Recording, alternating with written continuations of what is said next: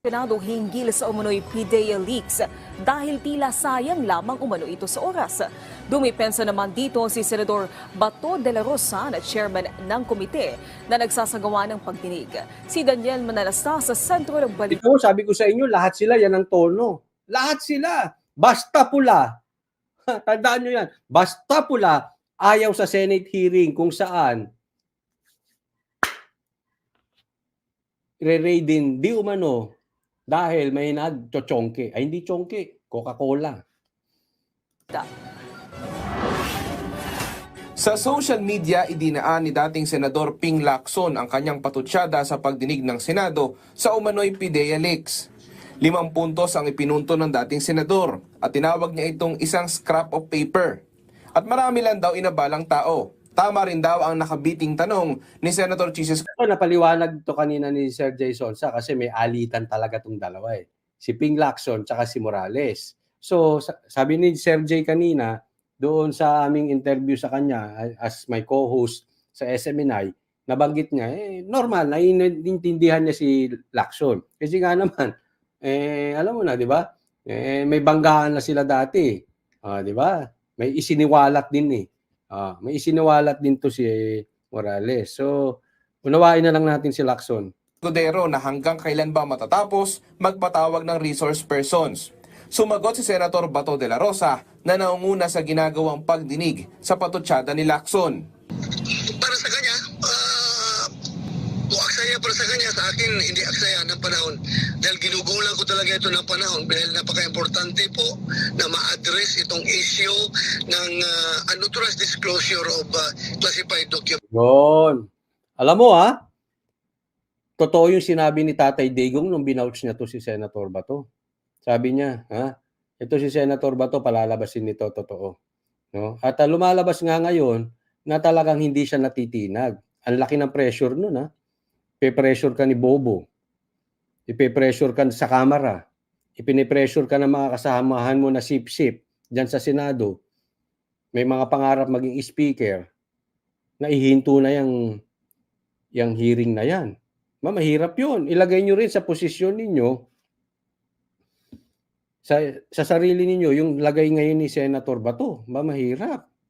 Ang laki na ng pressure sa kanya. Nakatingin na sigurado yung mga pula. Mga pula nga, galit na kay Senator Bato eh. So, tulungan na lang natin. Pinuna rin ni dating Senador Antonio Trillanes ang ginagawang pagdinig ni Senator Bato.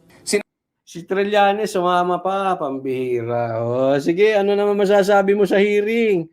Kailangan si Trillanes talaga kasama eh. Sabi ni Trillanes na dead end na ang pagdinig. Pinipilit na lang ito ni Bato de la Rosa para mag-create ng controversy. Naghahanap sila ng opening kung paano pa mapapalaki ito para lang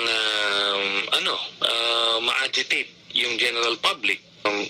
Yan ka na naman, puro kahaka-haka. Ang dami mong haka-haka.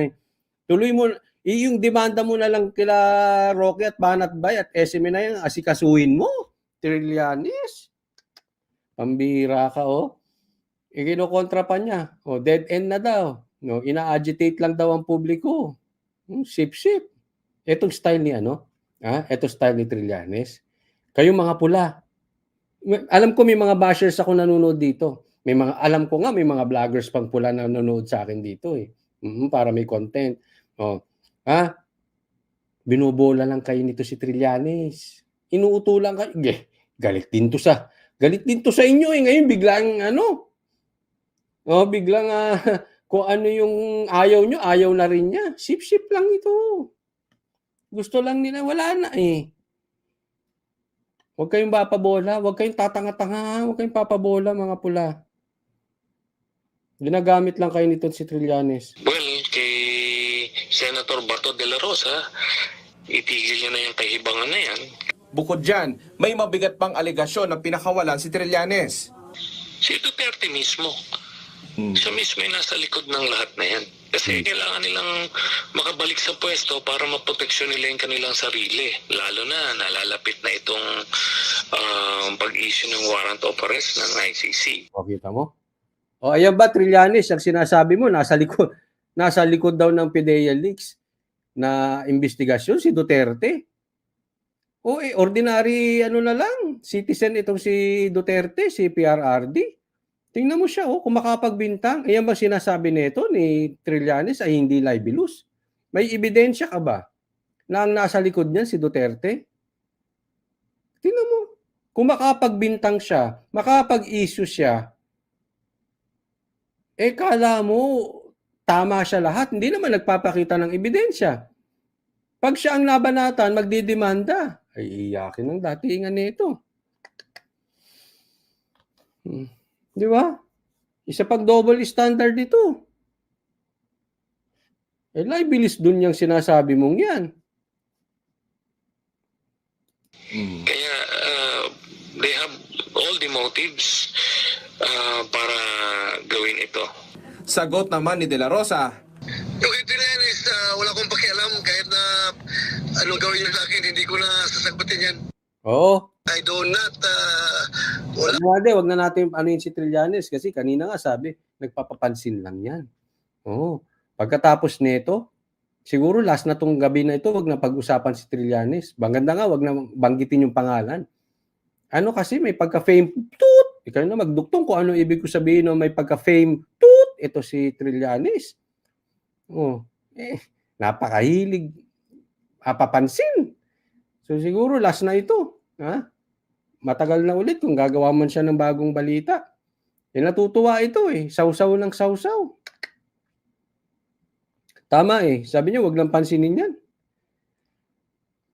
I do not, wala akong intensyon na i-dignify yung kanyang mga statements. Matutuwa lang yung pag pinansin. Ako intensyon na i-dignify yung kanyang mga statement. ayon naman kay Attorney Salvador Panelo, isa sa kaalyado ni dating Pangulong Duterte, walang kinalaman si Digong sa umano'y PDEA leaks.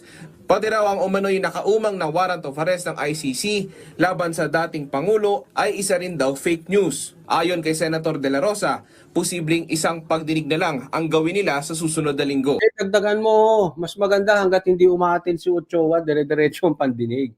Kayo naman kasi, tapos na dapat ito, hindi umatin si Ochoa. Narinig ko yun O sige, next hearing na. Ilang days ba yan? 5 days. Sige, next hearing na lang. Nagulat si nagulat si Jinggoy. Kailangan pa ba yan? Kailangan pa ba yung next hearing na yan? Alam mo, kayo, na ayaw nyo ng hearing, gadon. Yung mga aso ni Tambaluslos dyan sa Kamara, yung mga senador na gusto na rin mahinto itong hearing na ito, alam mo, I suggest, you convince Ochoa na mag-attend na. Maging part na lang kayo ng solution kesa maging part kayo ng problema. Kasi problema yan Ang dami nag-aantay dyan sa hearing na yan, kayo ayaw nyo. Paano tayo magkakaroon yan? Mati yan, yan? Stalemate. Magkaiba Di ba? Tatandaan nyo, hindi naman kayo bossing, hindi naman kayo hari. Tayo ay nasa democratic country. May karapatan din ng iba magsalita. Di po ba? So para kesa pag-usapan pa yan at maging problema pa yan, maging parte na lang kayo ng solusyon. Convince nyo si Ochoa. Mag-attend. Tapos na. Pag nag-attend naman yan tapos na Ang dali nyo naman Pinapatay nyo naman yung issue. Nilabas nga ni video dyan ni Morales. Pinatay nyo agad Diba? Putol-putol. Hindi nabanggit si Lam. Pinutol-putol. Di daw nawawalan internet, etc. Hindi walang follow-up question. Ganyan naman yan. Pag dumating si Ochoa, tatanungin lang niya. Pag sinabi niya hindi totoo, puputulin nyo na, lipat na kayo sa ibang topic. Ganyan yung ginawa nyo kay Maricel Diba? Tinanong lang, tas lipat na. Paatinin nyo na si Ochoa. Huwag kayong matakot. Kasi andyan naman yung mga kaalyado, yung mga politiko, mga kasenador na pinagtatanggol etong nasa kabilang partido na pulahan. Putulin yan. Titignan mo, pagdating ni Ochoa, tatanungin agad si Morales o tatanungin yung ibang PDEA, tapos na. Simple, di ba? Pustahan tayo, ganun mangyayari. Alam na natin yung galawan dyan. Huwag nga tayong maglokohan.